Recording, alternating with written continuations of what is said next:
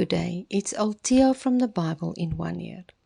Today we spend time in 2 Kings 13, the false worship of the true God.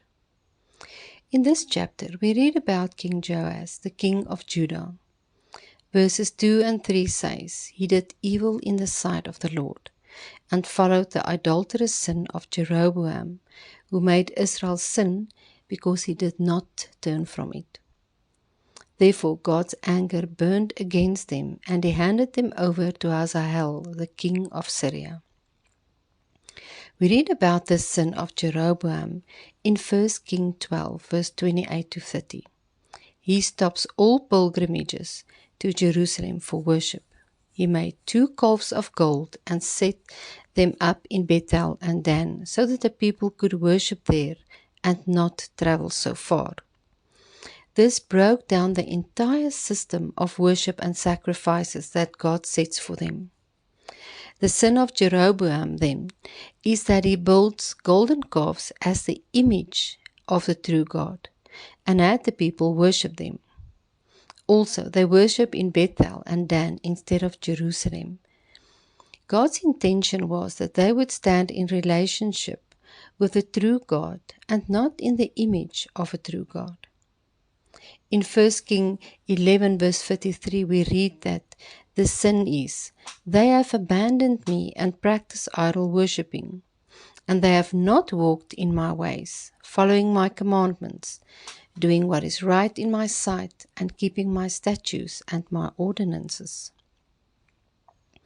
Israel tended to worship God and then turn from God to idol worshipping. This provokes the anger of God that would lift the blessing of God.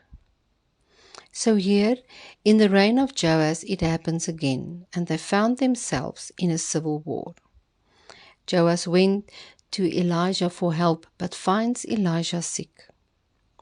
This upset him even more, and he says in verse 14, "O my father, the chariot of Israel and its horsemen." This means that he recognized the true strength of Israel. He saw the true strength in the prophet, and knows that the prophet is dying. That strength will be lost. We need to understand that in Joash's mind, he was not a worshipper of a false god. He practiced false worship of the true God, with the golden calves as the image of God. Therefore, he had some respect and honor for God and for God's prophet. Elijah tried to get Joash to understand that the deliverance of God is still present. He uses an arrow to represent the arrow of God's victory. Therefore, he had Joash shot an arrow of victory through the window to get him to understand that all he needs to do is to shoot the arrow of God's victory with faith. Elijah delivers the last prophecy to Joash, saying, "You will strike the Arameans until you have destroyed them." He had Joash strike the ground with the arrows.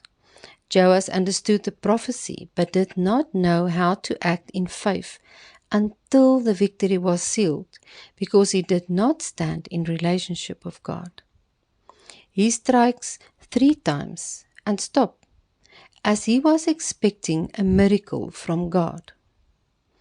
Sometimes God would do miracles for us, but sometimes we need to stand on the promises of the Word of God.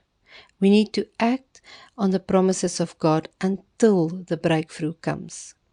If we stand in a close relationship with God, like Elijah and so many other faith leaders in the Bible, it is easier to remain standing until the victory is ours. May you realize that it is possible to practice a false worship of the true God, that we need to stand in personal relationship with God, following His ways, doing what is right in His sight, and keeping His commandments. To do this, we need to know the Word of God.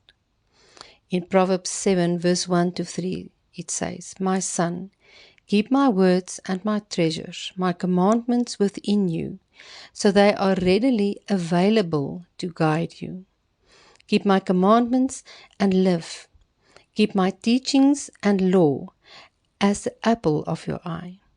Bind them securely on your fingers. Write them on the tablet of your heart. The only way to do this is to study the Word of God. May you be blessed.